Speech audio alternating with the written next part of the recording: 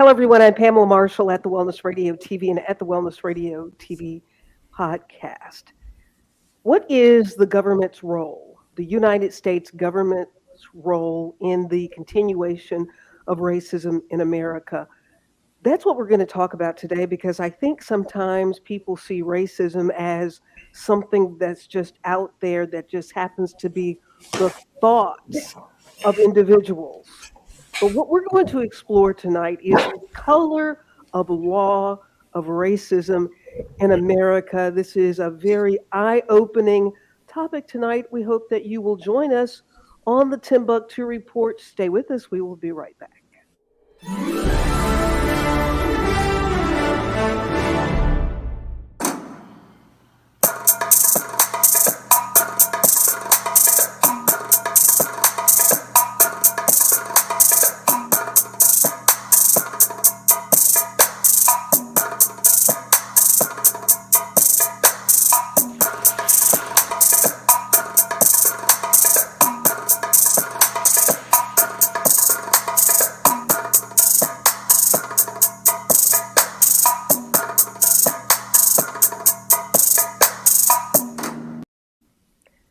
Welcome back to the Timbuktu Report. I'm Pamela Marshall at the Wellness Radio TV and at the Wellness Radio TV podcast. Dr. Rick Stevenson is our guest tonight, as he is almost every night on the Timbuktu Report. Dr. Stevenson, how you doing? You're looking awful sharp in your gator blue.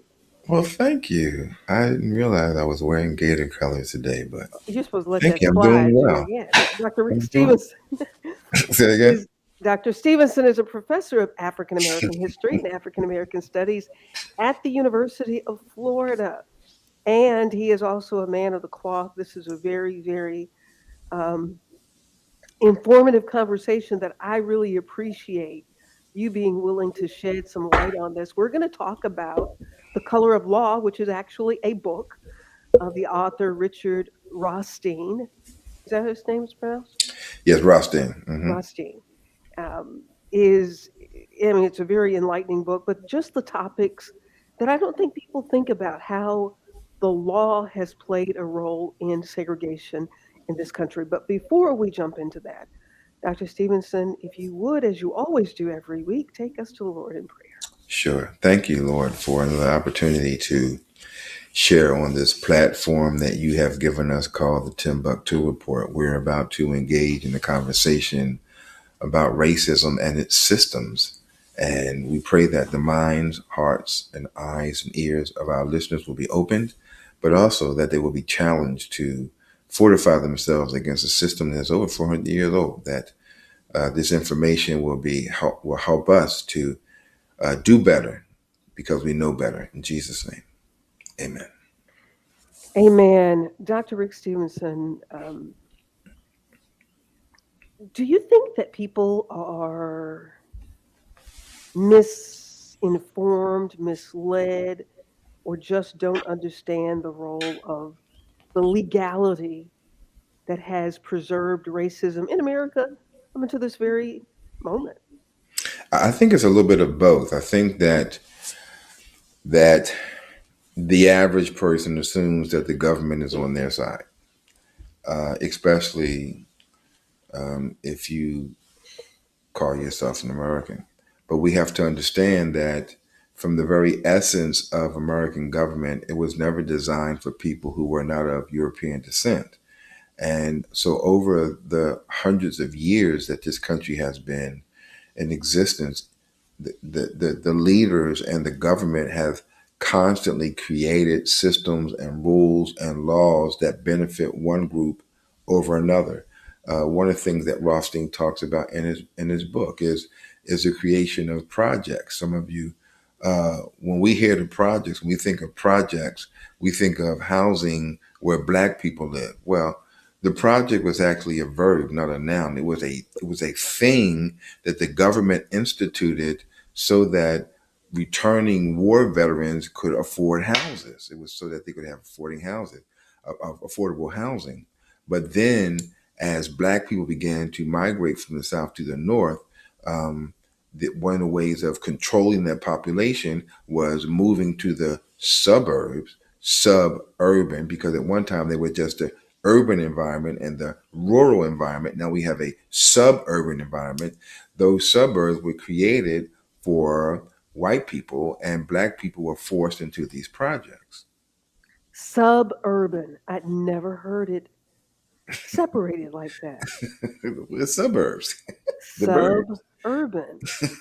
You never heard that? Mm-mm. No, I've heard of suburbs, but I'd never heard it separated like that. See, that's why you pay me the big bucks. Ah, here's brilliant. Brilliant. I'm not too shabby myself. I knew to pick, huh? So, Dr. Stevenson, Yes, in this effort to create, knowing that all of these black people were coming north, they were not just coming north; they were fleeing from the right, south right. because of the laws and the population. In some places, black people outnumbered white people in the south. And terrorism. And say again. They fled because of terrorism. They fled because of domestic terrorism, going Exactly. north in hopes of finding something better. But what did they find? Right. And when you make the statement that in some cases they outnumbered, before the early 1900s, 80% of the black population lived below the Mason-Dixon line Hmm. because that's where the farms were. Yes. That's where the sugar was, the cotton, the tobacco. And so that's another one of the reasons why the Civil War was so important to the South, because the very economic base of the South was based on the ability of having free labor to farm the land. You can't grow cotton in Massachusetts. You can't grow sugar in New York, but you can grow it in Louisiana. And so, in order to maintain the economy, which connects to power, wealth and power are always connected. And so, in order for the Southerners to maintain the power they had, especially when it came to government, they had to maintain the economy. Well, how do they do that? Free labor. See? And so when black people started fleeing the South to come to the North, the major concern was these black people start working in the factories, which will begin to give the North the same kind of power that the South had. So there were, we think about going to the courts for justice, but the courts were segregated. Right? So the courts are segregated, and the people who are the judges and the decision makers in the courts are upholding these rulings in courts across the country Yeah. to keep courtrooms segregated. Black and white people couldn't even sit together. So if you can't sit together with white people, there's absolutely very little chance that you're going to get a just decision by the person who's sitting with the robe on, who's making the decision that black and white people can't sit together, even in the courtroom.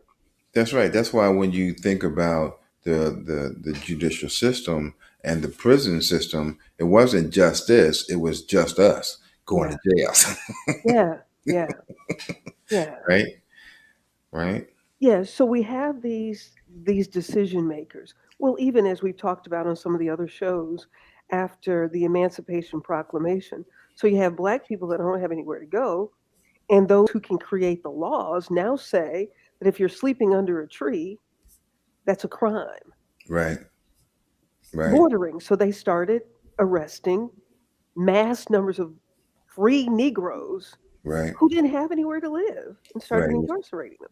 It was called vagrancy. It was a vagrancy law. And that is also how that was the beginning of the industrial prison complexes, because they were connected to um, a law called the convict leasing system.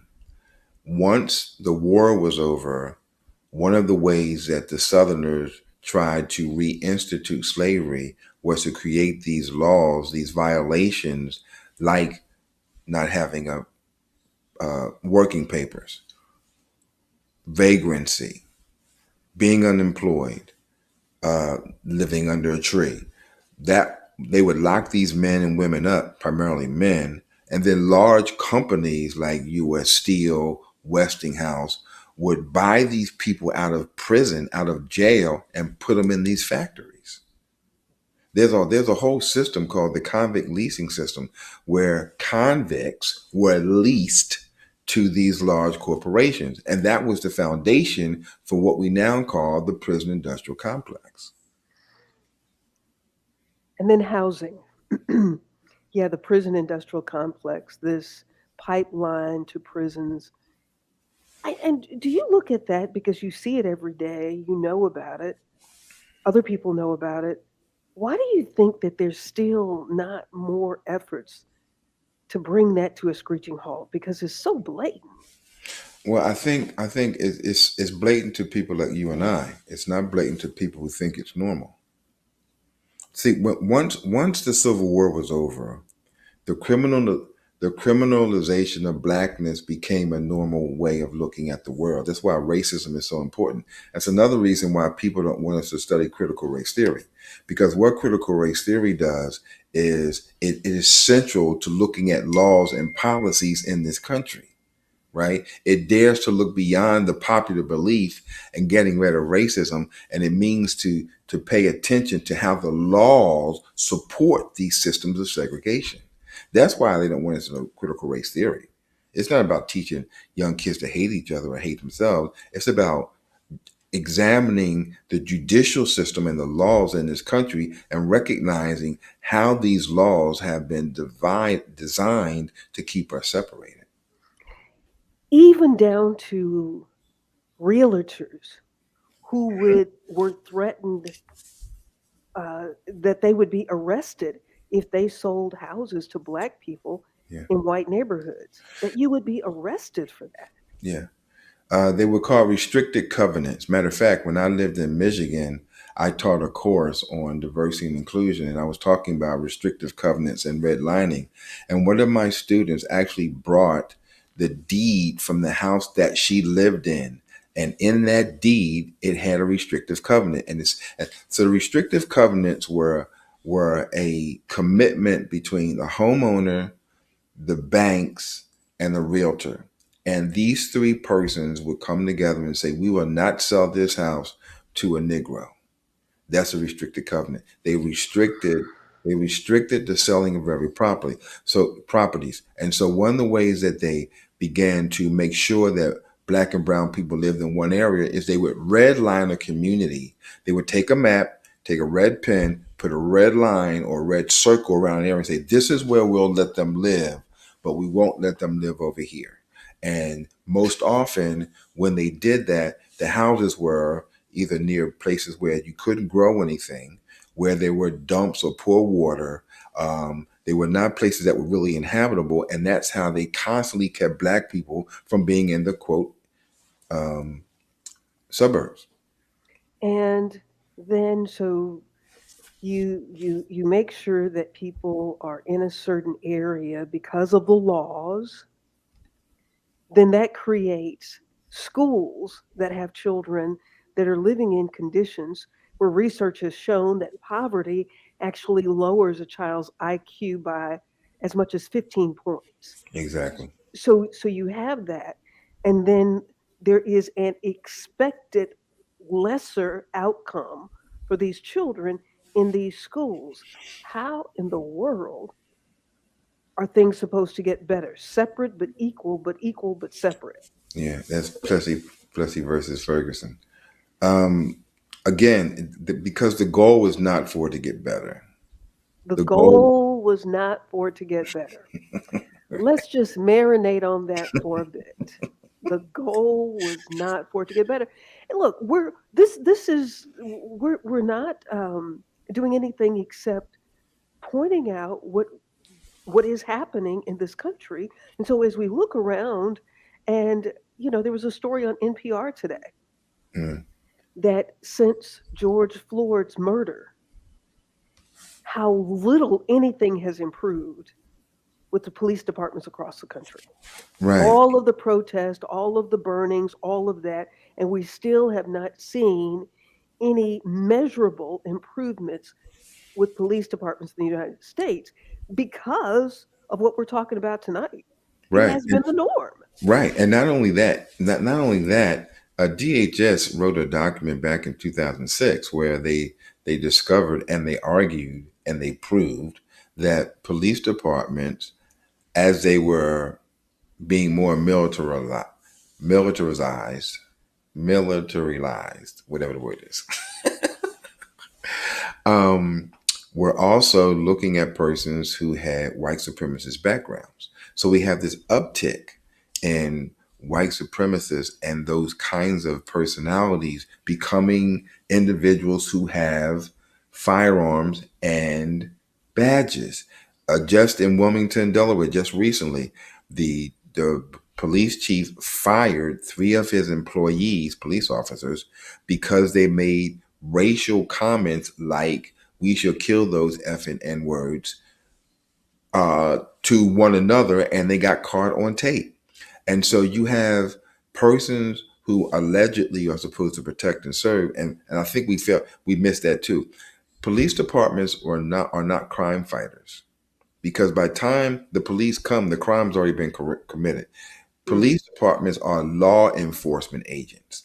They enforce the laws, and the majority of the laws have been designed to oppress Black and brown people. You follow me? So we Oh, have a absolutely. misconception of the whole purpose of policing. But I wanted to say one more thing, and this is from the book, if you don't mind, from Mhm. Rothstein's book. He says this: the purposeful use of public housing by federal and local governments to herd African Americans into the urban ghettos had as big an influence as any in the creation of the de jure system of segregation. In other words, people, when they herded us into those projects, like in Chicago and New York and Philadelphia and Newark, they knew what they were trying to do. They were making sure we were segregated. You see, so the government had a deliberate program, if you will, to keep us divided. Do you realize that in a place like New York City, where you have five project buildings on one block, they may be 30 stories up. If you throw a fence around that project, you've housed over 10,000 people. Mm. You've incarcerated 10,000 people, because some of those projects have 30 floors with 20 apartments on each floor. So you got five on a block. Did you realize how many people are in those projects? Wow. And if you throw a fence around it and put guards out there, they're stuck. Well, it is the largest cities in America today in the inner city, in the slum areas or low income neighborhoods, are occupied by people of color. Hmm. I mean, Detroit tops the list. And yet, the violence that seems to not be able to get under control continues. We talk about the mass shootings, but the shootings happen every night in black neighborhoods. And how do we not be able to see that something has to be done or something needs to be done? I don't know if we don't. I don't know if we don't see that something has to be done. I think we don't understand why we have those kinds of shootings. There's a difference between a shooting in a black neighborhood where there's a drug quote cartel and people are fighting for territory than someone driving 200 miles to kill black people just because they're black. That's a different mentality. And one of the things I think that we don't, and this is not excusing black on black crime, but I think we have to take into account the role of the socialization of black people, the education of some of these young kids, the ability to find employment. Where is mother and father? Where the how? When I used to teach a course in one of the schools in Detroit, and I'd go to class, and there was this one student who would always sleep in the back of the class, and so eventually I called the brother to have a conversation with him. He said, "Listen, my mom is not home. My daddy's in prison. This is the only place I can sleep." Mm. And how many kids who live in those kinds of environments, the school is the safest place Mm. for them, It used because to be. they're trying to get home could get them killed. And I don't think we take into account how that works, right? And so those are some of the things we have to take into account as well. That's entirely different than you surveilling a community for 2 days or maybe a couple of months, buying 1,000 rounds of ammo and driving 200 miles. That's a whole entirely different. How do you have enough money to buy 1,000 rounds of ammo? You It's follow not what I'm saying? cheap, right? An You see, 18-year-old. Yeah. so I think, and again, I'm not excusing it, but I think it's important to understand how the socialization of black and brown people in America is so pressurized because of systematic and systemic racism, that our only recourse oftentimes for survival is getting what we can, getting Tonight, what we fit in. tonight we're talking about The Color of Law in America. It's actually a book that was written by Richard Rothstein. And I'd like to just play a bit of an interview of the author of this book. Take a listen. Let's see. Continue the policy of segregation that the federal government had followed. So that's how we got these giant towers, you know, Cabrini, Cabrini Green in Chicago, or the Robert Taylor homes, or Pruitt-Igoe, perhaps the most well-known of these projects. I'm getting closer. So the now, these were segregated. Remember, we think of the Pruitt-Igoe towers as these towers filled with low-income black people, but actually, the Pruitt towers were for African Americans, the Igoe towers were for whites. Not de facto, not because African Americans happened to apply to Pruitt and whites happened to apply to Igoe. This is how they were designated. This is how they were designated. This is how they were designated. Exactly. Segregated housing in America, this is how they were designated. And then they had the welfare workers who would go out and visit these homes, and you cannot have a daddy in the home. Exactly. You can't have a man in the house. Otherwise, you would get kicked out of this government housing that was designed to break up black families. And Exactly. now we call you a deadbeat dad, but we told you you couldn't be there. Exactly. And I think another thing that is important is this.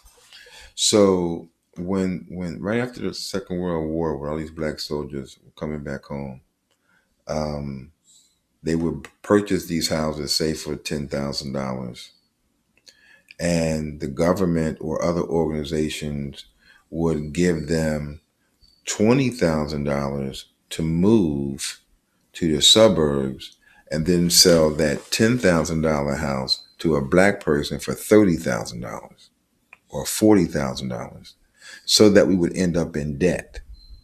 And I mean, this is documented. If you read his book, he talks about this, right? And so I think we have to again understand the importance of how economics, capitalism, and racism works as instruments of power of oppression. See? And Hmm. what we have to learn how to do as black people is, my kids tease me. I have an iPhone 6. I refuse to buy a 12 or 13. I am not going to spend $1,200 for an instrument that I can that all I have to do is hit nine numbers and it's still going to dial, right? Mm-hmm. But we Mm-hmm. have to start thinking about, why are we wearing $500 sneaks but we can't pay our mortgage? Mm. We have the latest clothing on, but we don't have gas in our cars. Why is that, right? And how are we constantly being influenced to stay impoverished, where this other guy is walking around with khakis on and he's got, a $45,000 bank account? Why is that? And how does that work? Why don't we recognize that? Those are some of the things that we need to understand if we're going to understand why this oppressive nature of America has become so prevalent and sustainable. So, in this day and time when people have the ability to see, are we just brainwashed? I think we're just undereducated. I mean, let me ask you a question. Okay, ask me. So when you were in high school, did your parents or your teachers talk to you about the importance of credit? Mm-mm. So when you went through college, did they tell you that if you really want to get a good apartment or a nice car, you got to have a good credit score? So therefore, you want to stay out of debt, so that your debt ratio and your income ratio are complementary. Did they teach you that? Well, probably not, because back then there were still, I may be older than you, but there were still, credit was not afforded to everybody. Now, there was not money management talked about. Oh, really? You Yeah, don't so think white people know about credit? well, white. What did I say? Credit wasn't afforded to everybody. That's the point. Yeah, But that's the yeah, point. yeah. So no, That's the point. there was no conversation about that. That's exactly my point. Yeah. So if grandmama didn't do it and daddy didn't do it, we got at least two generations who have no idea what credit is. But the people who know about credit, their kids knew about it, Mhm. even when you didn't. That's why when you went to the store, you could sign a little paper and say, Mama said, give me 2 pounds of flour. And you get 2 pounds of flour. And then Friday, daddy had to come pay for that flour. Right, right. You follow me? Well, somebody knew about credit and it wasn't us. And that's my point. It's those kinds of things that are part of the systems that we're unaware of. So when you ask the question, why don't we do anything about it? It's primarily because we don't even realize So, Dr. Stevenson, it said that enslavers denied education it. across the board to continue to enslave people in order to control them Hmm. throughout American history. Um, Things were allowed with the schooling, with Black students across the country, attending lesser funded schools. After slavery, Southern states passed laws that prevented Black and white students from attending the same schools, of course. Hmm. And then after desegregation, we come up with segregation within integration. And today, we probably have a percentage wise, we have a lower graduation rate of African American students than we did when schools were segregated. Especially at the college level. One of the things that we fail to realize is when our young kids start going back. Can you still hear me? Mhm. When our young kids in the late 1800s wanted to go to college, they went to HBCUs because they couldn't go to the white universities. But then when these larger colleges saw the athletic prowess of these young black kids, they said, listen, we don't want to miss out on that. So we'll bring them in if they play sports because that's going to bring us some money. That's going to help us win. We don't care if they graduate or not. We just want them to kick, throw, run, and pass. Yeah, yeah, Right. yeah. And so what happened? Black kids, parents were telling them, you won't get a good education at HBCU. So you got to go to a PWI. And the PWIs are getting rich. The HBCUs are going down. And yet HBCUs graduate more black students than PWIs do per capita. Well, as I said There before, are four in my family alone. the brainwashing that being in places where we could not be was going to make things better for us. Right. And here we are in 2022 when segregation, I saw a statistic that there are more communities in 2022 that are segregated at a higher percentage than there was um, 1990, just in 1990. You're absolutely right. 2022, from 1990 to 2022, America is more segregated today. And the gap of the have and the have nots continues to get wider. And the have nots are traditionally Black and brown people. Absolutely. There's another stat. If I had known we were going to go this route. When it comes to the economic gap, whereas the average African American family is their income is anywhere between $38,000 to $40,000 a year, the average white family income is about $140,000 a year. But you know what, Dr. Stevenson? I've heard people from other countries, some of them are brown, Black and brown people, who say the African American needs to stop complaining and just work harder. Yeah, yeah. Well, we did that.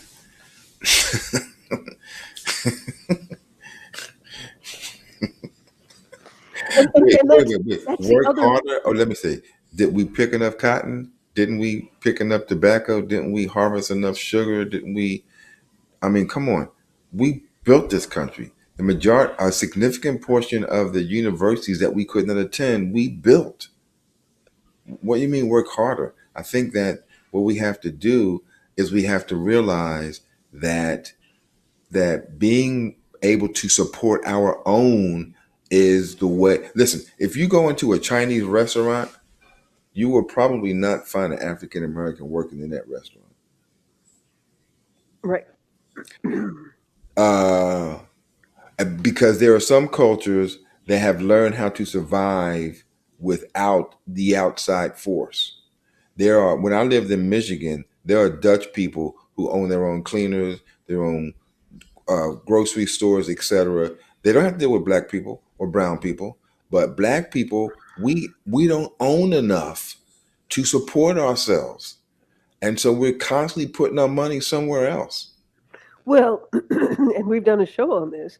When we did own things, they burn it down. They tore it down, right? And, right. And so it has created psychological fear in black people. When black people were achieving around the turn of the century, Mm-hmm. it was burned down, torn down, and you can't get too big, otherwise it will be taken from you.